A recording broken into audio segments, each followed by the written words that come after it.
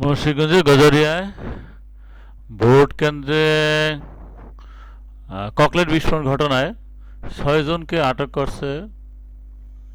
তার বিস্তারিত আমরা আপনাদের দেখাচ্ছি। সেনাবাহিনী তাদেরকে ধরে নিয়ে যাচ্ছে এবং তাদেরকে দৌড়িয়ে বিভিন্ন জায়গা থেকে তাদেরকে গ্রেপ্তার করা হয়েছে বলে দেখানো হচ্ছে।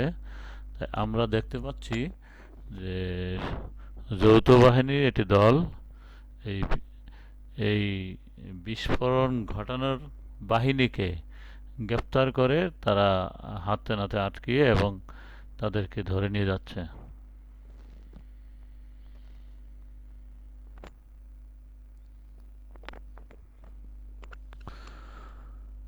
মুন্সিগঞ্জের ভোট কেন্দ্রে তারা ককলেট ফোটাচ্ছিলেন, তাই যৌথ বাহিনী তাদেরকে গ্রেপ্তার করেছেন।